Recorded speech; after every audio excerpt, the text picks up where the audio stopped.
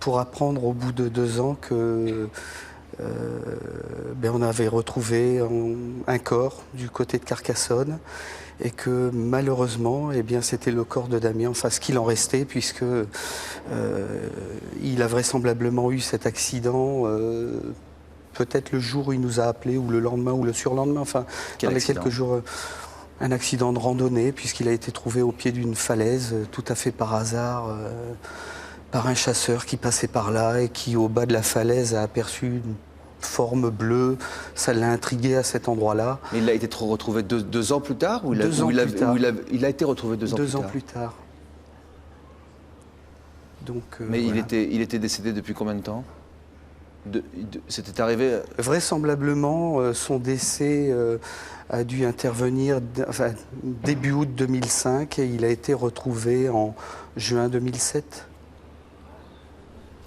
Donc voilà. Comment vous l'avez appris?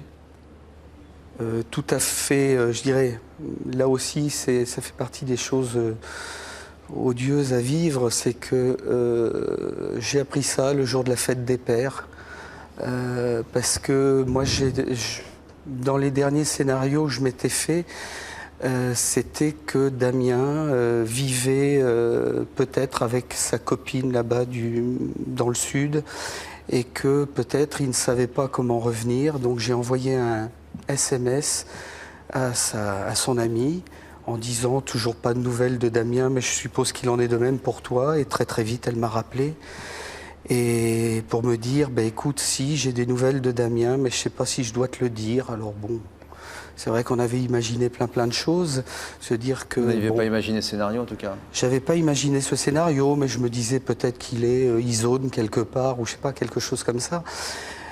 Et elle me dit, écoute, selon des informations qui m'ont été données, un corps a été retrouvé au-dessus de Carcassonne. Et selon toute vraisemblance, enfin un gendarme aurait dit que c'était peut-être le corps de ce jeune homme qu'on avait cherché pendant un certain temps. On ne vous a pas contacté pour ça? Sur le coup, non. Donc à partir de là, moi, avec cette information-là, je me suis dit, c'est pas possible, il se trompe. De toute façon, c'est une rumeur. Il faut que j'en ai le cœur net. Donc j'ai appelé la gendarmerie de là-bas. Je suis tombé sur un gendarme qui m'a dit, écoutez, je ne suis pas au courant du dossier. Rappelez un petit peu plus. Est-ce que vous pouvez rappeler un peu plus tard? J'ai rappelé un petit peu plus tard dans la matinée. Là, je suis tombé sur un autre gendarme qui m'a dit, écoutez, je suis pas au courant du dossier, je suis tout seul, ils sont tous partis en patrouille, rappelez dans la soirée.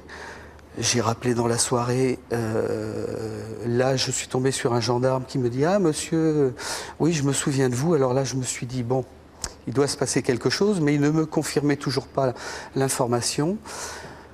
Donc à partir de là, moi je ne pouvais pas donner cette information à ma femme, c'était pas possible, pour moi c'était une rumeur, enfin c'était inacceptable ça. Donc ce soir-là, les hasards du travail ont fait que je suis rentré tard, que ma femme était couchée, donc je n'ai pas eu à affronter quoi que ce soit.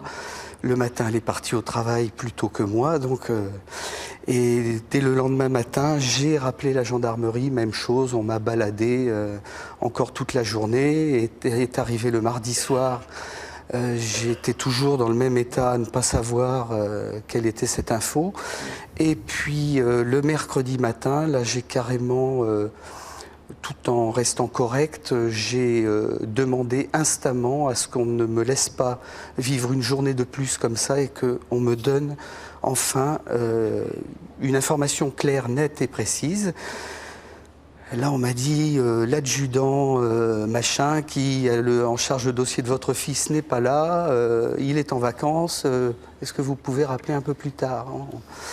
Et puis, on a fini par me dire, bon, quelqu'un a pris en charge le dossier en son absence, dès qu'il arrive, il vous appellera. Le fait est, il m'a appelé un petit peu plus tard dans la journée pour m'annoncer que... Le fait est, il avait eu tous mes appels téléphoniques lui avaient été retransmis, mais qu'il attendait l'aval de sa hiérarchie pour pouvoir me donner cette information-là.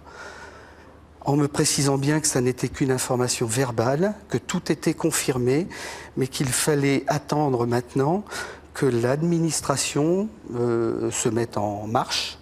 Et que devient le corps de votre fils pendant ce temps?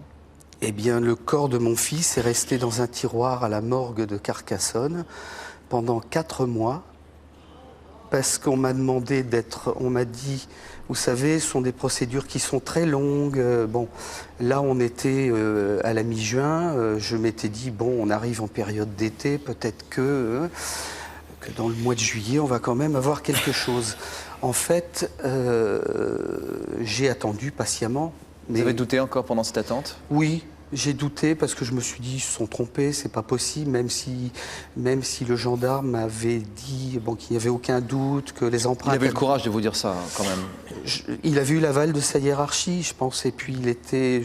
Je dois dire aussi que je suis tombé sur quelqu'un de très, très, très humain, enfin, quelqu'un qui a toujours été à l'écoute, ce qu'on n'a pas toujours rencontré non plus par ailleurs.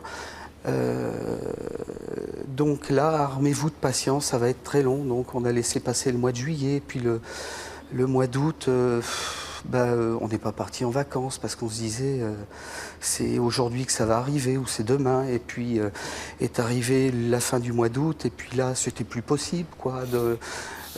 J'ai rappelé donc ce gendarme qui, à ce moment-là, m'a dit je me doutais que vous alliez me rappeler, j'ai fait le maximum, je ne peux pas accélérer cette procédure. L'été, mois d'août, en France.